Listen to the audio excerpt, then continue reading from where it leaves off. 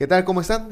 En esta ocasión estamos de vuelta con otro episodio más acerca de la lección de escuela sabática. Estamos ya en el cuarto episodio y en esta ocasión vamos a abordar el tema de las naciones. Y estamos acá con Fernanda Villarreal. Fernanda, cuéntanos, ¿qué nos espera esta lección? Esta lección nos espera, yo considero que es como a pesar de todas las equivocaciones, todos los errores que cometemos los humanos, Dios siempre está para guiarnos y siempre se comunica con nosotros de alguna forma u otra para guiarnos y regresarnos al camino. Israel se equivocó muchas veces y se equivocó y se equivocó y se volvió a equivocar, pero Dios siempre los perdonó y con su gran misericordia nos los volvió a guiar al propósito que Y tenía. claro, estamos abordando también una línea temporal de cómo Ujú. se presenta la parte del Edén, se presenta la salida del Edén, cómo es que le echan la culpa los hijos de Adán a Adán por sacarlos del Edén por culpa del pecado, cómo es que vamos instituyendo las naciones, cómo es que Israel desecha a Dios como su juez y su líder y pide un rey como las otras naciones, y vemos cómo es que a través de esto nos lleva a reflexionar que basar el poder en el ser humano totalitariamente y dejar a un Dios de lado, desechar sus leyes, desechar sus designios, nos llevará a la bancarrota, nos llevará a un declive La social, miseria. económico, una miseria y un declive moral. Pero también estamos con Devani. Devani, cuéntanos qué nos espera esta lección. Bueno, también hay que esperar de esta lección, ver cómo siempre, a pesar de nuestros errores, saber cómo podemos volver con Dios, que Dios siempre nos va a perdonar y que Él siempre va a estar para nosotros, mientras nosotros se lo permitamos y nosotros lo aceptemos. También hay que tener presente que Dios, pues tenemos una misión que cumplir para Él, ¿no? Y que Dios siempre nos va a encomendar esta tarea y hay que tenerla siempre presente con nosotros y saber que Dios no busca solo a los mejores, sino a los que están entregados a Él de todo corazón y de la manera más pura posible. Y bueno, ya escucharon esto y más. Nos vemos en un momento para abordar el tema de la lección. Que Dios les bendiga y pase un excelente día.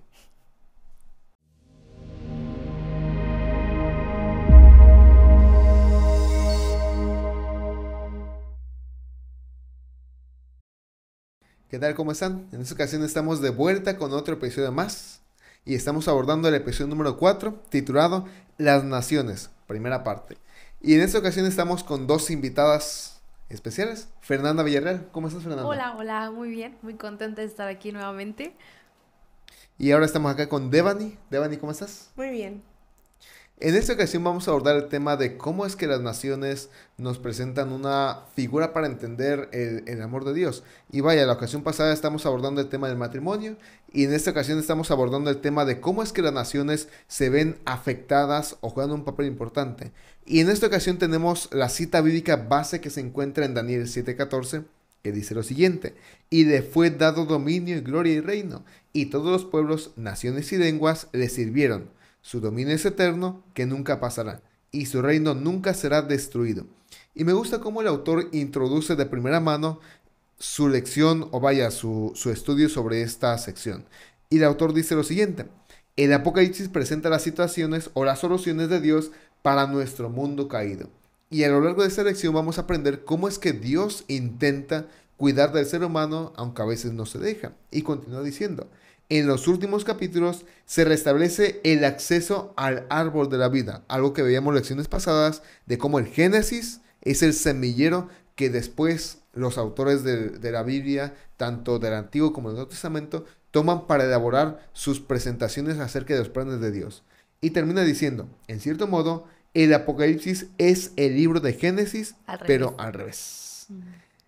Por lo que este sigue siendo una clave importante para entender cómo se originaron los problemas del mundo. Y prácticamente como mencionábamos, el Apocalipsis nos presenta cómo es que los problemas van de mayor a menor y cómo después, al final del libro del Apocalipsis, nos presenta la solución y donde dice que Dios va a traer la solución a todo problema y todo mal. Ahora, en esta ocasión, como tenemos dos invitadas, me gustaría que nos dieran su perspectiva sobre qué entendieron en esta lección de esta semana. Bueno, yo lo que entendí básicamente fue Israel. El tema fue Israel, sin embargo, lo comparo con que todos estamos hablando de Israel, de que nunca, por más que Dios intentó y por más que Dios trató y dio misericordia y perdonó a Israel y dio muchas oportunidades, Israel nomás no tuvo o el propósito, el dar el testimonio a las demás naciones de compartir el amor de Jesús. Entonces, yo pienso de manera crítica de, ay, Israel, pero luego yo digo, estamos en la misma situación. O sea, la misma misericordia que Dios tuvo en ese entonces, en el Antiguo Testamento, la tiene con nosotros hoy en día. Entonces yo digo, ok, ¿quién dice que yo no soy como Israel? ¿Quién dice que yo no estoy desviándome de mi propósito igual que Israel por no comunicar y tener la comunión con Dios que debo de tener en estos momentos? Claro, porque además venía una parte en la que decía que no importaba qué era lo que Dios nos mandaba hacer, sino la manera en la que nosotros mismos estábamos apegados y aferrados a eso, o sea, la manera en la que nosotros tomamos. Nosotros podemos de manera crítica decir que Israel era un pueblo que ni así, ni aunque le dieras, se enderezaba.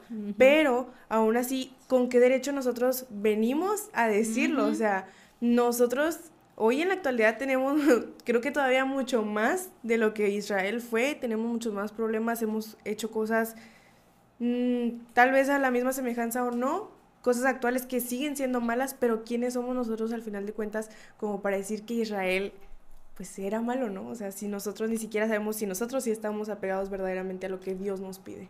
Claro, y a mí me gusta mucho cómo comienza la lección. El inicio, hubo una frase que estaban empezando a hablar de que nosotros actualmente hablamos mucho de política y criticamos a los gobernantes que actualmente ponen las leyes, pero dicen, todas las naciones tienen algo en común, pecadores gobiernan a pecadores. Y yo me pongo a pensar, Dios en el inicio de todas las cosas, Él nunca quiso poner en manos de su pueblo a humanos porque nos podíamos equivocar. Y ahora como ya nosotros sabemos que nos podemos equivocar, pero ahora le echamos la culpa a Dios. Dios quita y pone reyes, entonces ¿por qué Dios estás permitiendo que pongas este gobernante, está haciendo tal cosa y tal cosa? Pero Dios desde un inicio, Él quería guiarnos y Él quería ser el ser que nos guiara y a nuestro propósito. Entonces, es un círculo vicioso. Sí, porque además es un círculo donde nosotros mismos de alguna u otra manera nos buscamos el hecho de lo que nos pasa. Cuando ignoramos lo que aún así Dios nos dice, ¿no? Como el pueblo de Israel, no tenían un rey, ellos pidieron un rey, las cosas salieron mal y regresaron a Dios pidiendo por él, o sea, con dolor que el rey que ellos mismos habían pedido les había causado. Ahora, este es un asunto, como estamos hablando de naciones, el autor pone, y como ustedes lo han comentado, la parte de, y me gusta esa frase, de pecadores gobernando pecadores, y aquí me gusta algo que debemos de quedar algo bien en claro. Que cuando el ser humano comete pecado, tiene que recibir las consecuencias de ese pecado. Claro. Ahora me gustaría leer una cita de Elena de White que se encuentra en el libro Patriarcas y Profetas, página 46 y 47, y aquí nos deja develar o nos deja ver un poquito más qué pasó después del pecado de Adán. Aunque la Biblia no lo comenta, Ellen White lo explaya y lo expande, y ella dice lo siguiente. El jardín del Edén permaneció sobre la tierra mucho tiempo después de que el hombre fuera expulsado de sus agradables senderos. La primera ciudad que Dios crea, por decirlo así, si queremos verlo desde ese punto de vista, es el Edén. Una ciudad perfecta, agradable. Sí. Pero dice, aquí venía Adán y sus hijos a adorar. Allí renovaban sus votos de obediencia a esa ley. Y eso es importante, porque si no tomamos en cuenta la ley de Dios para regir nuestras leyes civiles, para regir el pueblo o una ciudad, va a ser imposible que se viva bien. Y continúa diciendo, cuya transgresión los había arrojado del Edén. Cuando la ola de iniquidad cubrió el mundo y la maldad de los hombres trajo su destrucción por medio de las aguas de un diluvio, la mano que había plantado el Edén lo quitó de la tierra. Pero en la restitución final, cuando haya un cielo nuevo y una tierra nueva, se lo ha de restaurar más gloriosamente embellecido que al principio. Y aquí, después de que pasa el Edén, después de que pasa la parte de la caída, nos lleva a un personaje bastante interesante, Nimrod. Y ahorita me gustaría escuchar sus opiniones. Pero aquí Nimrod nos aborda un punto importante. ¿Por qué? Génesis capítulo 10, versículos 9 y 10, ahí sí lo tienen en sus Biblias, me gustaría que fuéramos, y dice lo siguiente. El 8 dice, y Cus engendró a Nimrod, quien llegó a ser el primer poderoso en la tierra. Fue vigoroso cazador delante de Jehová, por lo cual se dice, así como Nimrod, y vigoroso cazador delante de Jehová. Y fue el comienzo de su reino, Babel. Y este es un punto importante. Babel. No olviden ese nombre. Dice, fue el comienzo de su reino, Babel. Y vemos en el capítulo 11 de Génesis que dice lo siguiente. Y aconteció que cuando salieron de oriente, hallaron una llanura en la tierra de Sinar y se establecieron ahí. Ahora, ¿por qué Babel es importante para esto? Porque en Babel se construyó una torre, la torre de Babel. Y esa torre era una amenaza a la parte de los designios de Dios. Y se construye en tierra de Sinar. ¿Y por qué es importante esto? Bueno, vayamos 10 o 15 siglos más adelante en la historia. Vayamos a Daniel capítulo 1, versículo 5, ahí en sus hogares. Y no sé si lo tienes ahí, Fernanda. Daniel capítulo 1, el versículo 5.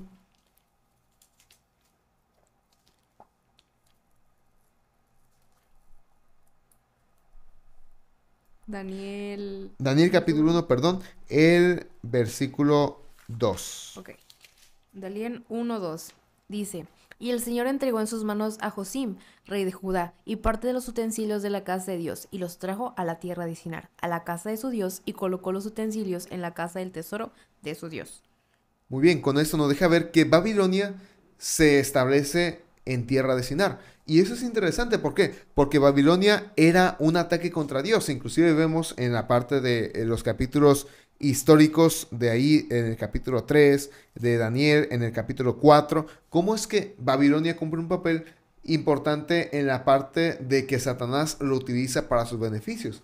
Entonces, ya desde ese punto de vista nos lleva a reflexionar el autor en cómo las naciones llegan a apartarse de Dios, cómo las naciones llegan a ser un parteaguas entre adoramos a Dios, como lo vimos en la semana pasada en cuestión del matrimonio, o adoramos a Satanás, que más adelante iremos en este proceso. Ahora, yendo un punto, me gustaría leer una cita acá del autor, y dice lo siguiente: algunos han llegado a la conclusión de que Nimrod fue un héroe noble, muy parecido a los personajes de la mitología pagana. Sin embargo, cuando la Biblia lo describe como poderoso en la tierra y vigoroso cazador ante el Señor, no lo describe o no se trata como un cumplido. Nimrod es grande en su propia opinión y está ante el Señor en el sentido de que desafía a Dios. Lo que vemos en estos textos es la propagación de la rebelión contra Dios, una rebelión que existirá hasta que sea erradicada para siempre. Y entremos a la parte del día lunes. El día lunes se lleva por título El llamado de Abraham. Y aquí me gustaría leer una cita que presenta acá el autor.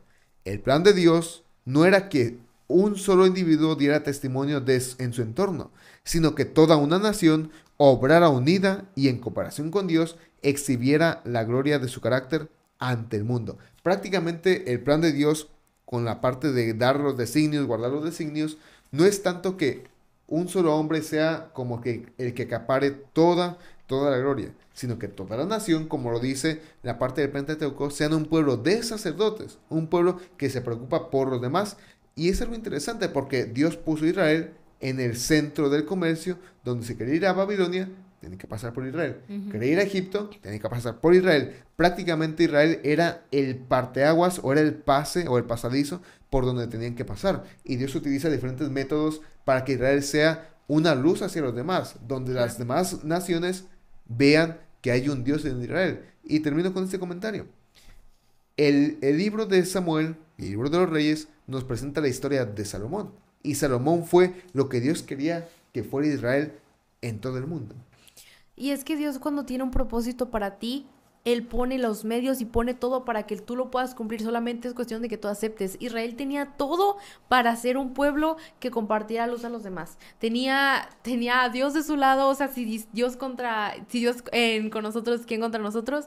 Y tenía los recursos, tenía una buena posición, y aún así no pudo. O sea, es bastante complicado de entender para nosotros que vivimos años después, como de que vemos la historia completa, general, el panorama completo, y decimos de que, oye, ¿cómo puede ser posible que no pudiste aceptar tu propósito?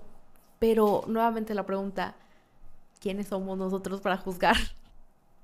Ahora, acá me gustaría leer un texto de Deuteronomio 4, versículos 5 al 9, dice lo siguiente: mirad, yo os he enseñado estatutos y decretos, como Jehová mi Dios me mandó, para que hagáis así en medio de la tierra en la cual entréis para tomar posesión. Prácticamente, como comentas, Fernanda, muchas veces decimos, pero es que, ¿cómo es que el pueblo de Israel no creyó en Dios si tenían el maná cayendo, tenían serpientes ahí que no les picaban o no les hacían nada? ¿Cómo es que el pueblo de Israel no confió en Dios cuando literalmente les abrió el mar rojo?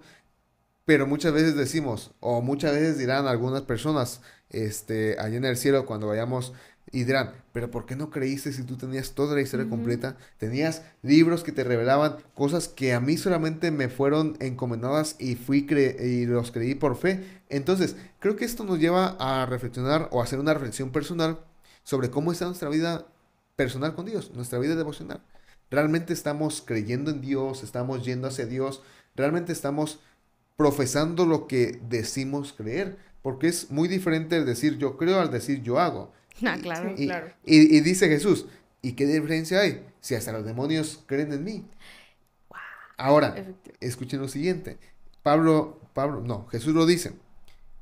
Si tú amas al que te hace el bien, ¿qué diferente tienes tú de los gentiles? Y para los judíos decirle, eres como los gentiles, era una grosería bastante grande. Entonces, es eso, dice, ¿qué diferencia hay entre nosotros si decimos, ok, hermano que me cae bien, voy a orar Eso por es él? fácil. Eso es fácil. O sea, es fácil hablarlo en un círculo donde todos somos hermanos, donde todos profesamos la misma fe, donde todos tenemos la misma dieta.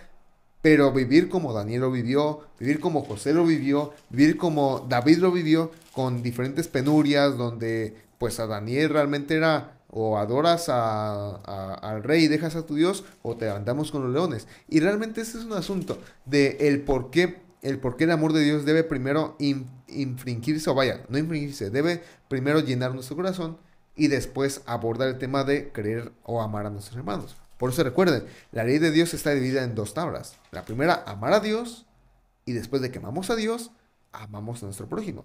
Porque si no, vamos a vivir infelices y amargados con nuestro prójimo y con Dios. Yo solamente quiero recalcar algo que dijiste. Apocalipsis 12:6 menciona que el evangelio es para toda nación, tribu, lengua y pueblo. No solamente para nosotros, aquí entre nosotros comemos el sábado, felicitamos a los hermanos de feliz sábado en la mañana. Eso es muy fácil. Aquí el problema es o lo difícil de la situación es cuando te encuentras con una persona que no cree lo mismo que tú y que al contrario tiene discusiones con él. Ahí es cuando tú demuestras tu fe o demuestras quién eres y los valores que tienes. Ahora, hay una frase que dice, cuidado con lo que pides, porque Mm. tal vez no te guste lo que recibas. Y eso es interesante porque Eclesiastés 5 nos llama, usted lee Eclesiastés, es un libro bastante interesante. Allí Salomón dice, cuando tú vayas a la casa de tu Dios, cuida lo que pides, cuida lo que dices, Mm. porque es mejor callar y no hacer nada que prometer y no cumplir. Y aquí va una frase mía, somos esclavos de lo que decimos y somos libres de lo que callamos. Cuando decimos algo, hay que cumplirlo en ese sentido. Y aquí traigo esta colación o esta introducción, ¿por qué? Porque día martes nos presenta un título interesante. Recibió lo que pidió. Y a veces decimos, Señor, yo quiero esto. Pero Dios en su infinita misericordia no nos lo da. Tal vez al instante no nos lo da, o tal vez dirá, espérate un poquito más, o tal vez dirá, no. ¿Pero por qué? Primero lo de Samuel capítulo 8, versículos del 4 al 18, nos presenta cómo es que Israel pide un rey. Y la pregunta es, ¿por qué Israel pide un rey? Bueno, vayamos a 1 de Samuel 8. Y aquí vamos a ver el contexto. 1 de Samuel capítulo 8. Dice el versículo 2. Dice el versículo 1. Aconteció que habiendo Samuel envejecido, puso a sus hijos por jueces sobre Israel. Y aquí esto es algo importante porque esto nos lleva, o muchos lo han utilizado como la base para entender cómo es que la educación de los padres influye en los hijos y cómo es que la educación de los padres en el hogar influye en la dedicación de los hijos hacia la iglesia, o sea, la parte del servicio de Dios, que no entraremos en detalles ahorita. Ahora, los hijos de Samuel son puestos por jueces. Y dice el 3, pero no anduvieron los hijos por los caminos de su padre, antes se volvieron tras la avaricia. Y aquí va un punto. Dice, dejándose sobornar y pervirtiendo el derecho. Y esta frase, dejándose sobornar y pervirtiendo el derecho, nos lleva más adelante a través de la historia del cristianismo, cómo es que a través de los siglos los líderes religiosos se han pervertido, se han dejado sobornar y han pervertido el derecho. Inclusive, Daniel 7:25 habla de que Satanás a través de los líderes religiosos han cambiado las leyes, que eso es otro tema que después abordaremos. Claro, Entonces, divide y vencerás. exactamente. Ahora, este es un asunto importante. ¿Por qué? Porque ese es el contexto de lo que viene después. Dice el versículo 4. Entonces todos los ancianos de Israel se juntaron y vinieron a Ramá para ver a Samuel. Y le dijeron, he aquí tú has envejecido y tus hijos no andan en tus caminos. Por tanto, constitúyenos ahora un rey que nos juzgue como tienen todas las naciones. Ahora, aunque si bien es cierto, había un antecedente para pedir auxilio, no era la forma de pedir auxilio. No. No era el punto de pedir un rey, porque el justificante es como tienen todas las naciones. Ahora la pregunta es, porque No a sé. veces... Perdón, pero Israel no era como todas las otras naciones. Exactamente. Todas las otras naciones no pasaron por el Mar Rojo.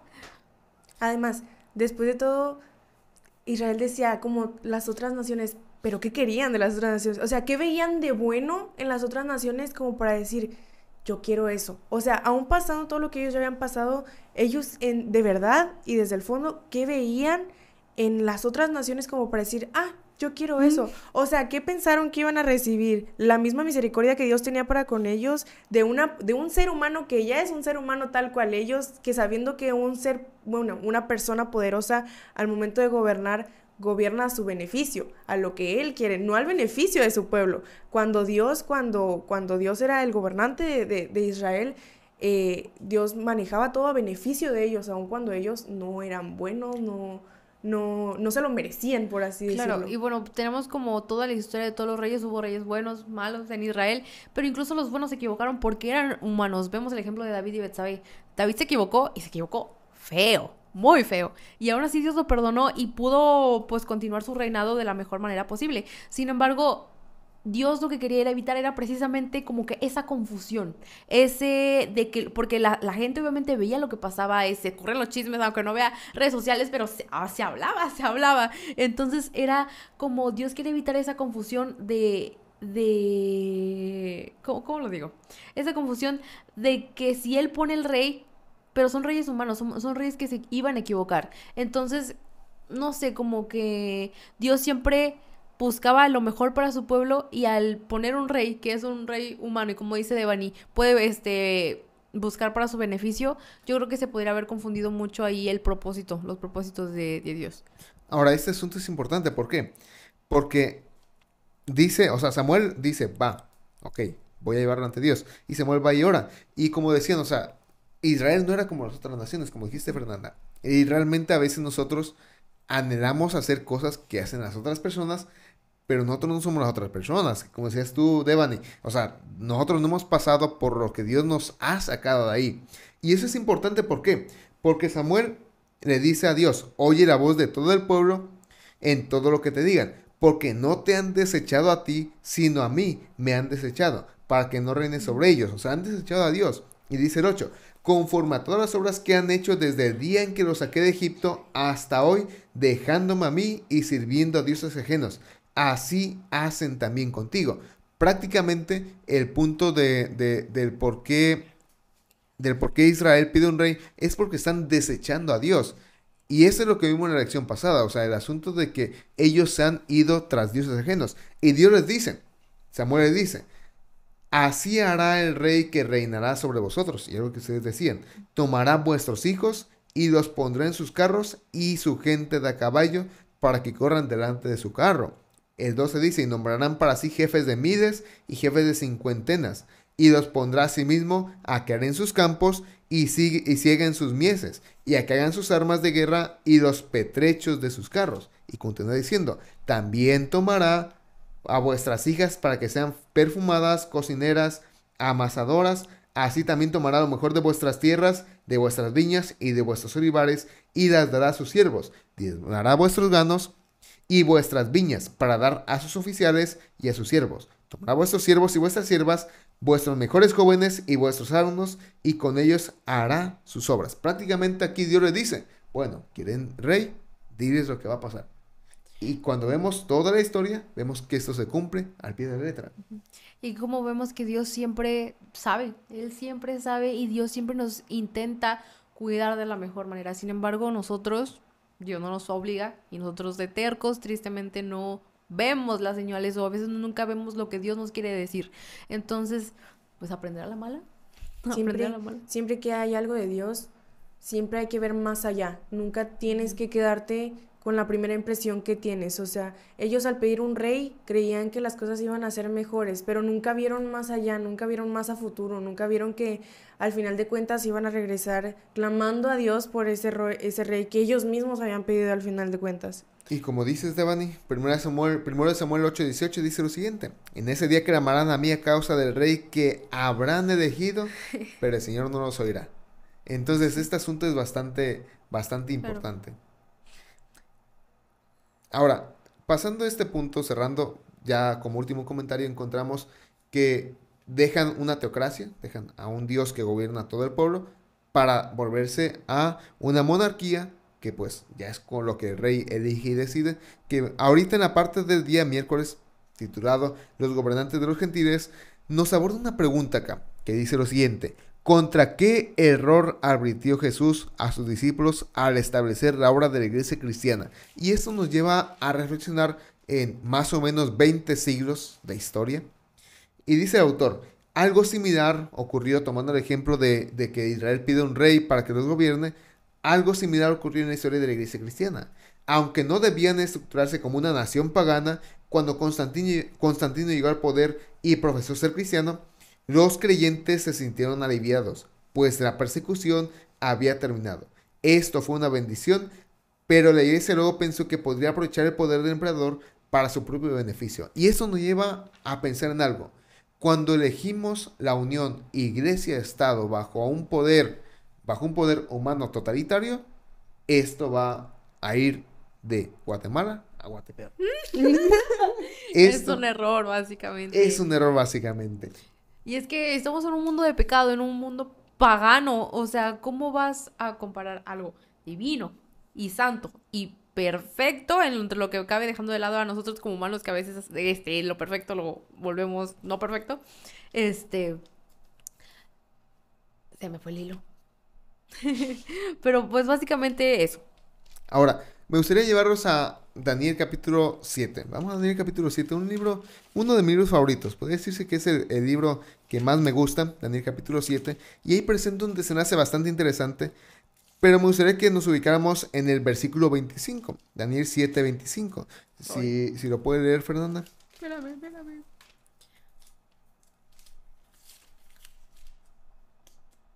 Daniel 7:25. 7:24. 24. Daniel 7:24 dice: y los 10 cuernos significan que de aquel reino se levantarán 10 reyes, y tras ellos se levantará otro, el cual será diferente de los primeros, y a 3 reyes derribará. Ahora, eso es interesante porque cuando usted ve la historia, esto surge, tiene su cumbre en el año 568. Ahora, esos tres cuernos, o en la profecía, en el libro de Daniel Apocalipsis, un cuerno significa un rey, un reinado. Esos 10 reinos son las 10 tribus bárbaras que surgen de la división de Roma. Usted lo podrá ver alrededor del siglo IV, siglo V, cómo es que Roma se divide en 10. Y después de esto analizamos la parte de cómo es que un reinado, titulado la parte del cuerno pequeño, destruye a 3. ¿Por qué destruye a 3? ¿Por qué? Porque esas tres tribus bárbaras iban diciendo que Jesús no era un Dios como tal. Entonces, ¿qué hace como tal la parte del poder religioso? Dice, bueno, entonces si no se acoplan a mis creencias, a mis dictámenes, pues los tenemos que destruir. Y esto nos lleva a reflexionar a través de los 7 concilios ecuménicos, a través de toda esta parte de los concilios del imperio religioso, a través de toda la historia de la Edad Media, nos lleva a reflexionar que realmente la unión Estado-Iglesia no sirve. Es un deterioro, y esto nos lleva a un deterioro tanto económico, un deterioro tanto político, un deterioro tanto social, tanto científico, porque la unión entre iglesia y Estado bajo un poder humano totalitario nos lleva a que el ser humano haga lo que le plazca, como vemos con Israel. Y es la misma advertencia. Cuando basamos todo el poder en una sola persona y no en Dios, ignoramos a Dios, no consultamos a Dios, nuestras decisiones se tornan grises y heladas. Ahora, yo quiero hacer un comentario. Hay que tener siempre muy presente que nuestro compromiso no es con el mundo. Nuestro compromiso no estamos, por alguna manera, por así decirlo, no estamos con el mundo. nuestro compromiso y donde nosotros debemos estar es con Dios esparciendo su mensaje. Pero no estamos con el mundo, literalmente estamos nadando contra corriente porque somos nosotros y de alguna manera o alguna u otra manera contra ellos o contra todas las tentaciones, todo el pecado, todo lo malo. Que es normal aquí. Que es normal, al final de cuentas, y al final de cuentas nos vamos a equivocar porque somos humanos, pero siempre hay que tener en cuenta que el compromiso y donde siempre debemos estar es con Dios, no con el mundo. Nosotros en sí y de alguna manera no le debemos nada al mundo, se lo debemos a Dios. Entonces hay que tener como que siempre presente esa parte. Y creo que a Israel es algo que se le olvidó muchas veces. Demasiadas. Y Dios se los volvió a recordar y se les volvió a olvidar. Pero Dios siempre estuvo ahí. Dios siempre, sin importar el grave error que cometieran o sin importar la equivocación grande que pudieron cometer, Dios nunca los abandonó.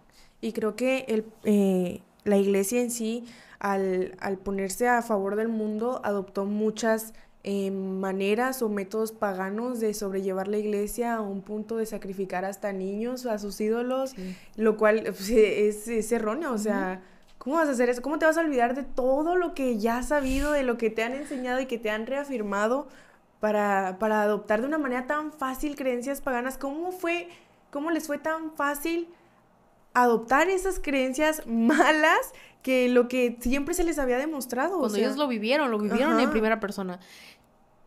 Ahora, eso es interesante. Y tomando este asunto, en el libro de los Reyes nos lleva a relatar algo. Dice que en una ocasión hubo guerra, circularon una ciudad y en esa ciudad hubo hambre.